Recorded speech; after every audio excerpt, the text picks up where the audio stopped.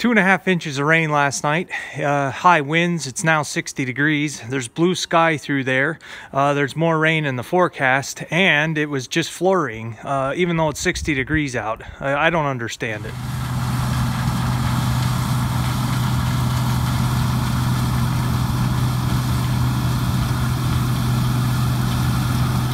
All right, so today is a really strange weather day. My shop is flooded here, basically all the way up until where the tractors start. Let me see if this light will help, maybe. It flooded, it came in, and it is just... Don't mind the cats, I gotta feed them. It's all... this whole back section here is just nothing but water. And we walk up here, and it's all water under all the tractors. I don't know how well you can see this. I can't really see it on the screen. You see how much water? There's enough came in here next to the 986. There's puddles. That's probably from the roof there. Hopefully the baler didn't get wet. Really anything can get wet in here, but I do not want the baler getting... I just see dust, so just... yeah, we're okay. The baler's in a good spot there. That's what I thought. But, yeah, everything is just... And it's sweated, too. It was just... we had a low of 10 degrees the other night. Now we're all the way up to 60. And with these violent temperature changes, it really sweats the building. So everything is just... So it's probably just as well to park them outside because everything is wet. So, anyway. All right, guys. The lake was just about dried up. Now it's full again. I want to take you guys back to this back part of this field here. You don't get to see this on camera too often because I'm not back here too much, but this field actually floods in two places. So the second place is back here. So let's take a look.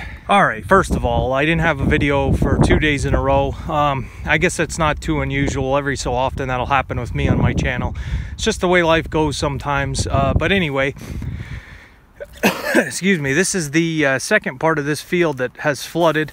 You'll notice when we get out here a little ways, it does get pretty deep. Till I would walk out in there, I think it would be up over my boots. There's another low spot in this field. I'm thinking the way to drain this is to dig right out in there. Just dig a little trench so it can drain. Because this here does look like it is uphill from there. And I realize I've been a lot of guys have been suggesting different ways to fix this field, different things I should do.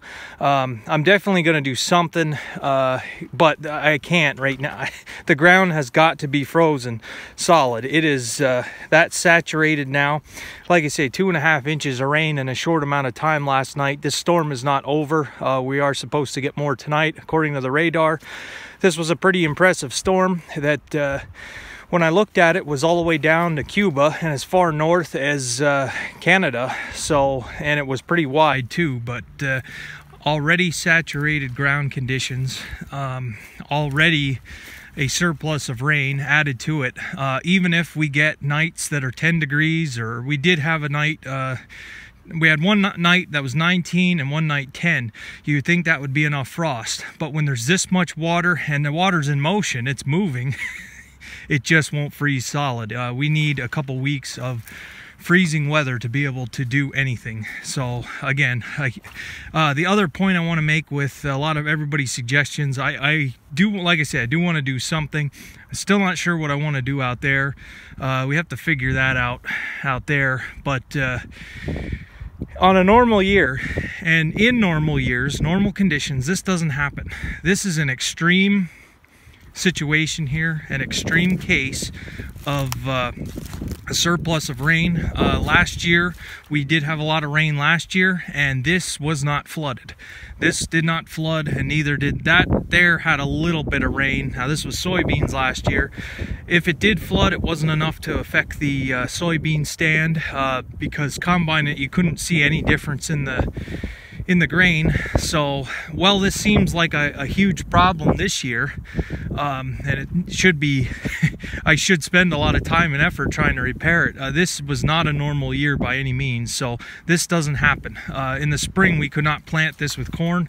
In this section we had to go around it. It made it made spraying very difficult because he had to come back on this part, and it's only a short, it might be 24 rows from there to the woods.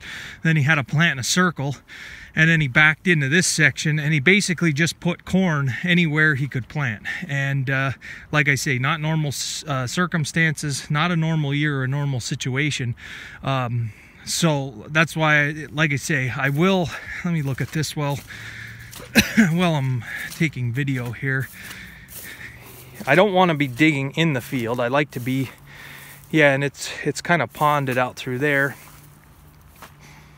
So I'll have to look at this, maybe like right in that corner there, if I come down with my loader bucket and just kind of dig a little bit of a swale just to get it out of here, so it doesn't sit here. Just takes longer to dry out, but this is kind of the norm. There's no other way. the norm for 2018. There's no other way to say it. It's just what happened this year. Like I say, normal years. Last year, like I say, we planted beans. We could plant the entire field last spring, and we still had pretty much rainfall during the growing season. But this year is a special case.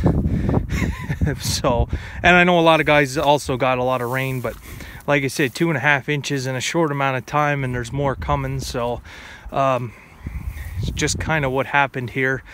And again, I'm just out here trying to take a video record and some mental notes here of what needs to be done once the ground is frozen. There's nothing you can do now. I'm on foot here, and my rubber boots, with every step, the ground is so saturated, I sink in. Well, there's some sink in with every step. And like I say, when you have 2-3 nights down to 10 degrees, it's still not enough. It's just not gonna freeze the ground. So anyway, trying to think what else I have going, but I did figure that out now. I think give you a different view of the barn here that you don't normally get to see. Usually I'm standing over there.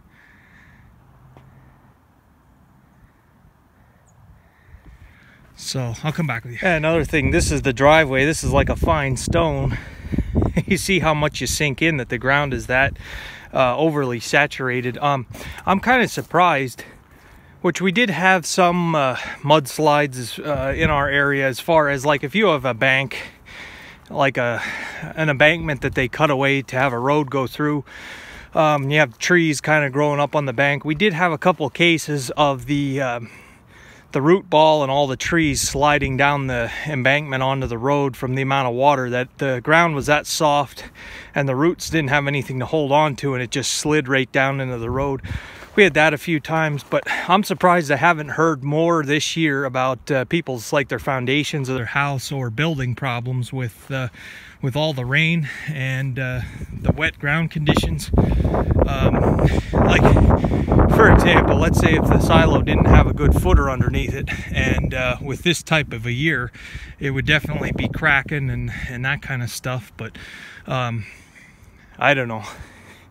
Like I say, this year is really interesting. The weather pattern hasn't changed as of a couple days before Christmas here. So,